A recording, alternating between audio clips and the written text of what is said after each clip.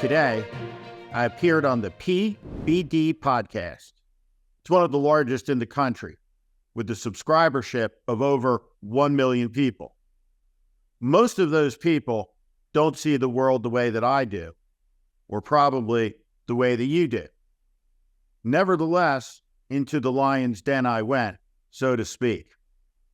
There, we debated, talked about some of the main challenges the country's facing, and I confronted some conspiracies, anti-Semitic tropes, and I challenged something that is, in my view, nonsensical.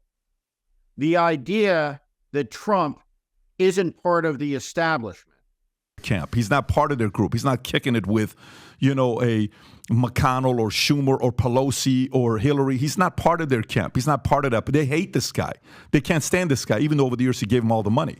I guess, when you sit and you talk about, the establishment and the I get the construct, right? And the us and the them and the puppet strings and the they and everything. But here's the deal.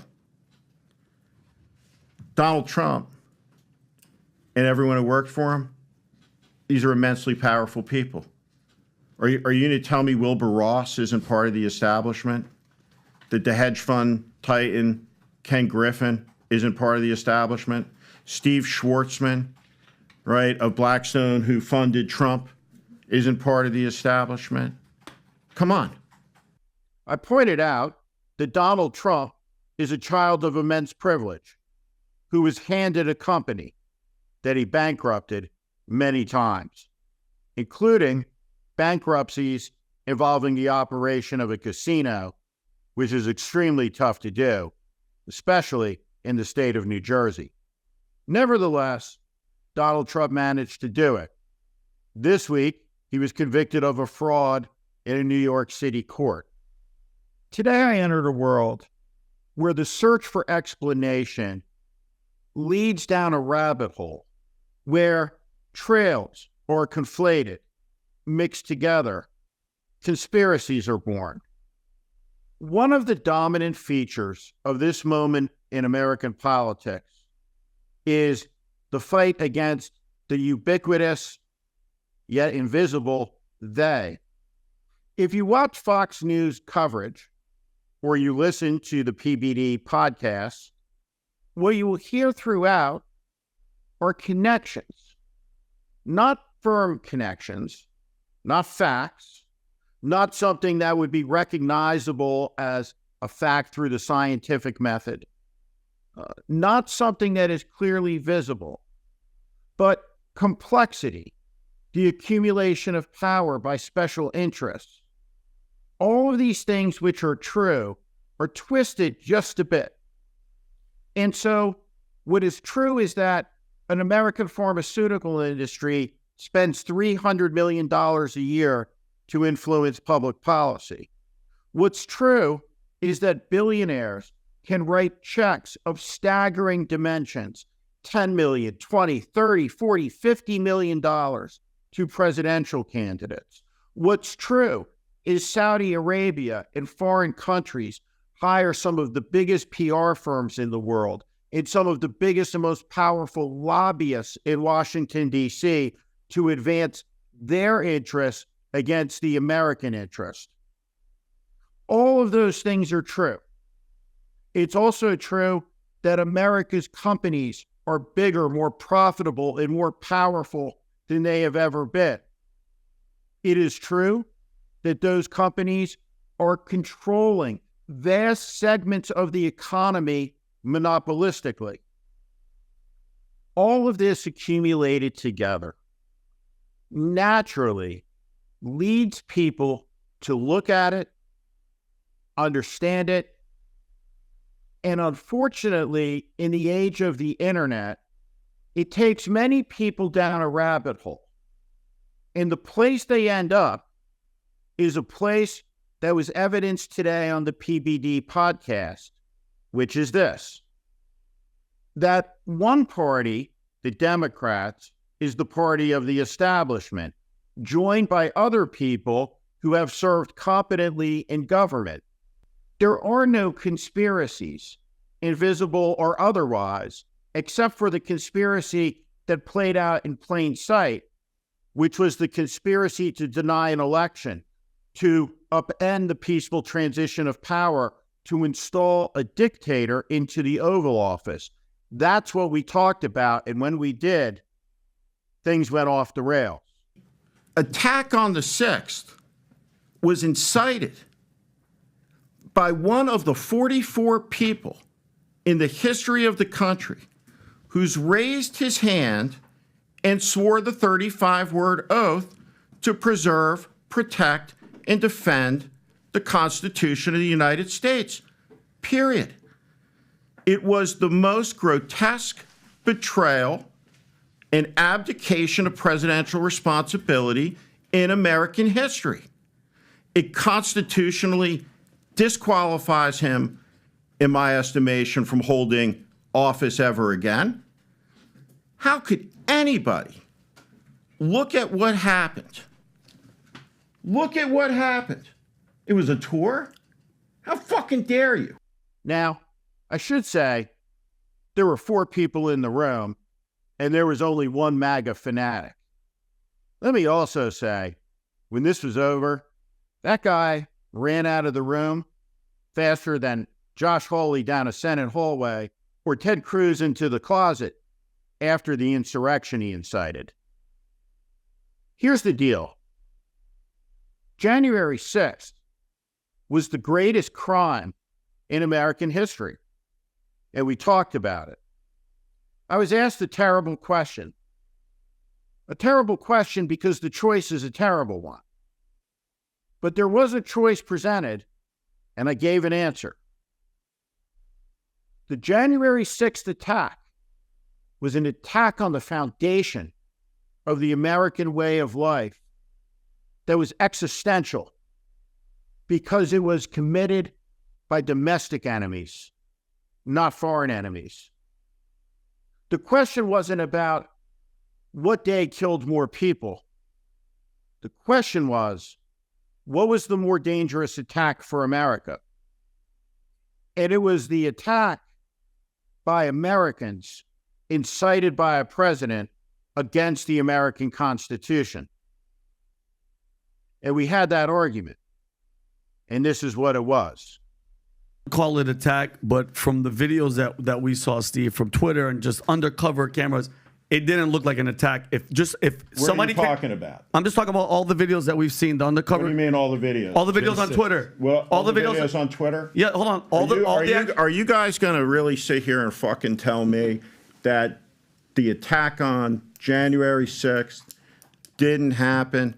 That the violence, the bludgeoning of the police officers didn't happen? Hold on. Because of some bullshit on Twitter. Here we go. Get the fuck out of here. Steve, I'll give you Steve, I'll give you my opinion, and then you could talk. First of all, it's not an opinion. Hold on. It's not an opinion. It's a bullshit conspiracy. All right, come on. See the shaman getting guided around? Shit. The guy was supposed to be this crazy wild man. Okay, here's my question. Steve, how do you explain the countless FBI agents in plain uniform that Congress won't even tell us how many? Because it didn't happen. Oh, yeah. Oh, no. It didn't happen. Ray Epps led the violent insurrection. Oh, yeah, by the way, what do you, let me see this. Can I show that? Go back to that video. Could you show this video? People are fucking rotting in jail for 30 years. Yeah, okay? they're For criminals. doing this shit. What the hell does that look like? Okay, what does that look like to you? One video. Look at the violence. I don't give a shit. Just because you're yelling doesn't mean you're right. No, it doesn't matter. That's one piece of video. Yeah, Why don't we show the hours of footage of them Tucker breaking Carlson. down? Look, Tucker, okay. What guys, do we got here? We got Tucker Carlson here. We got a guy. We got Tucker Carlson. We got a guy who's got his own show on Russian Ashley TV. Babbitt, God rest her soul. We got the king of replacement, domestic terrorist. Oh my God, look at this violence. The thing about it is, it's very disturbing to be face to face with somebody who is so far gone, so far down a rabbit hole, brainwashed, that they can't tell what reality is. It was an incredible moment when this guy points to the television screen in the room, and they're playing as his evidence to support his position that January 6th didn't happen. is Tucker Carlson's videos from Fox News. An extraordinary moment. This is the impact of the propaganda. This is the information that is going out to the American people. And I'm quite clear with this liar, this professional delusionist, about the damage that he's doing to the country. His unhinged response speaks for itself. But it is the snarling, dangerous face of the MAGA movement. There it is. It didn't take much to unmask it, to peel it back, to incite him, so to speak, with the truth, which he doesn't want to hear. Everybody is entitled to their opinion in America, but they're not entitled to assert conspiracies as fact unchallenged. They're not entitled to talk about the globalists with ignorance that it's a slur often used about Jews. And I talked about that. This is a moment that requires listening, understanding, empathy, an ability to appreciate why it is that people vote for Donald Trump. We talked about it at the beginning. I've described him before as a philosopher of fuck youism. I did so again today, and I expanded on it. So you have 60% of the country that's living paycheck to paycheck. 40% don't have $400 cash available. So one of the things, right, just in this moment, that we're constantly told in the country by the media, and I don't like the phrase "the media" because it is fragmented, it's not monolithic. But the thing that we're told over and over again as a construct is that the country is A, hopelessly divided, and B, evenly divided. It's not true. 75% of the country politically does not want the Biden-Trump rematch. We agree on that. 75% is a big number. You have 3 out of 4 people in the country, so that includes people who like Trump, don't like Trump, like Biden, don't like Biden, don't want the matchup. When you have trust that collapses to the degree that it is collapsed across the board, every institution, Catholic Church, Boy Scouts, in the culture, now the military is going over the cliff as well, right? Collapse of trust. When you lower the expectations to 0, which is that people have no expectation that government's going to do anything for them. When you take away all expectation, you get a guy like Trump who says, well, I'll deliver a fuck you to the people that you blame for the loss of the American dream, the loss of your home 8 years ago, the pressure that you feel. And so Trump delivers every day. He never fails. He has all the people that condescend to everyone in the country. We had an opioid epidemic, and still do in America, that was invisible. Had 1 million people that were killed. And it was invisible as a national issue to 2016. So Trump is their vessel, right? People saying, fuck you. It's important, if you oppose Trump fiercely, like I do, to understand his appeal, because it must be defeated. The grievance, though preposterous, is vivid, is real in the imaginations and minds of millions of people. Sometimes I'm critical of the Biden administration. I'm critical of their communications.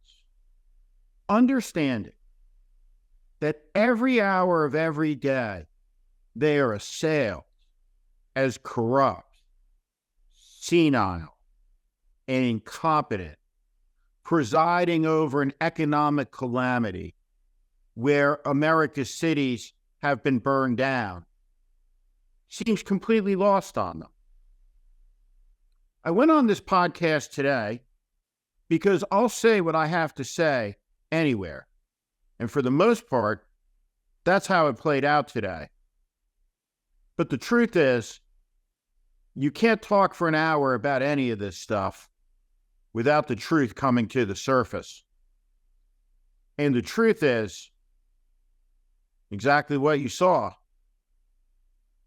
I stood up to it. I'll keep doing that. I hope you'll keep subscribing to The Warning and support the mission of this community. Thank you for watching. Make sure you subscribe to our channel so you never miss a video. Also, for more content just like this, please consider joining our Warning Premium community. You can find out more in the description below.